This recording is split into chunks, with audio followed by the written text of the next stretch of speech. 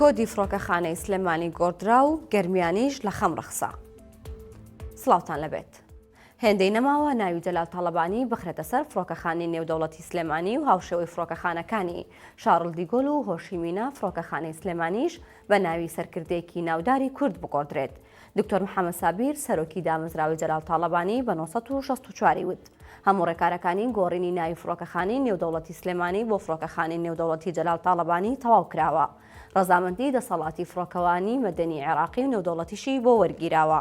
تەنیا هەندێک ڕێکاری ڕۆتینی و ئیداری هەولێری ماوە بۆ جێبەجێکردنی بڕیارەکە.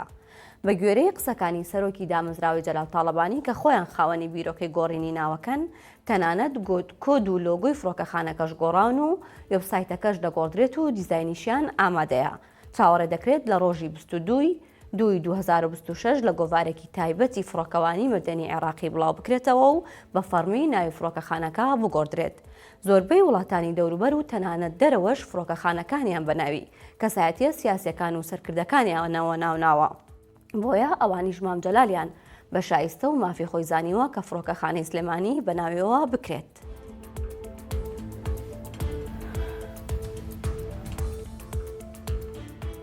پار و پێرار ئەگەر ناوچە کوێستانیەکانیش ترسی وشکە ساڵیان هەبوو، بەڵام بارانی ئەم ساڵ وای کرد تەنانەت گەرمیانیش لە خەم بڕەخسێت و کێشەی وشکە ساڵی نەمێنێت.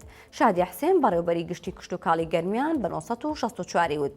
ئەم ساڵ لە سنووری ئیدارەی گەرمیان بارانی باش باریوە و لە هەرچیەک لە قەزا و ناحیەکانە ترسی وشکە ساڵی نەماوە. هەرچەندە تا مانگی چواری ئەم ساڵ لە سنووری گەرمیان بارانبارین ماوە. بەڵام بە وتەی شادی حسێن جارێ ناتوانن بڕیار بدەن کە بەرهەمی دانەوێڵی ئەمساڵ باش دەبێت یان خراپ، چونکە وەک دەڵێت بارانی مانگی چوار سەنگی محەکی بەرهەمی گەرموجۆی گەرمیانە. زۆرترین بارانی گەرمیان لە شێختەوێل و مەیدان باریوە و نزیکەی 500 میلیمەترێک دەبێت. کەمترینیش لە خانەقین بووە کە نەگەیشتۆتە 200 میلیمەتر.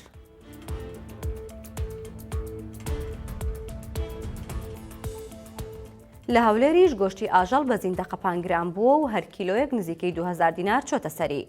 حاجی حەمەدەمین ئاژەڵدارە و لە مەیدانی ئاژەڵانی هەولێر قسەی بۆ مایکی 1964 کردو و دەڵێت مەسرەفی حەیوان زۆرە و هەموو ساڵێک لەم کاتەدا نرخەکەی بەرز دەبێتەوە.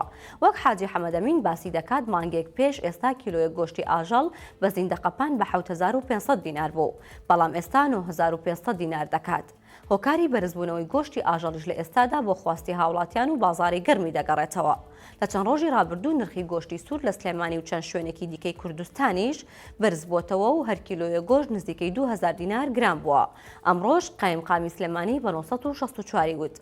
هۆکاری بەرزبوونەوەی نرخی گۆشتی سوور ئەوەیە کە جاران ئاژەڵی دەرەکی زیاتر دەهات و ئێستا کەم بووەتەوە.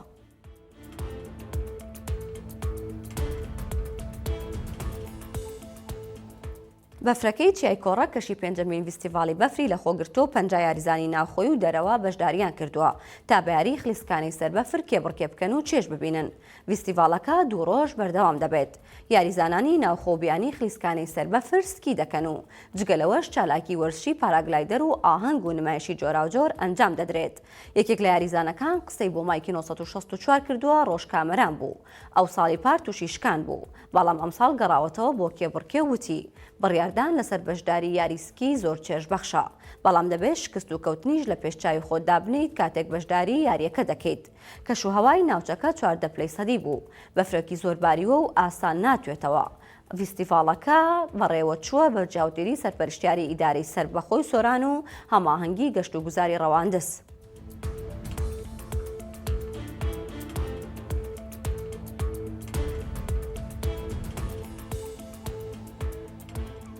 باڵە بەڕێزان سەنشتان بۆ هەواڵێکتر ڕاکێشم ماپاری 1964 ئەویش ئەوەیە کە تەندروستی کۆیە ڕێنمایی بڵاو کردوێتەوە تێدا هۆشداری دەدات کە وەک دەزانین نزیک دەبینەوە لە مانگی ڕەمەزان باز لەوە دەکات لە ناو ڕێنمایەکانیدا کە بە هەموو شێوەیەک شەربەتی ماڵان بۆ فرۆشتن قەدەغە دەکرێت و هەچ کەسێکیش پابەندی ئەم یاسایە نەبێت ڕوبەڕووی یاسا دەکرێتەوە و باز لەوە دەکات ئەو شیرینیانە لوقمە قازیە هە جۆرە شیرینێکی دیکەش کە لە شیرینی خانە و چێشخانەکاندا دەفرۆشێت پێویستە بەلای لۆندا بپۆشتێت و ئەو شەربەتانەشی کە لە ناو شیرینی فرۆش و شەربەت فرۆشەکانە دەفرۆشرێت دەبێت سەرچاوەکەی بزانێت لە کێوە دروست کراوە و بە هەموو شێوەیەک شەربەتی ماڵان بۆ فرۆشتن قەدەغە کراوە. هەواڵەکانم پێشکەشکردن هەر شادمە.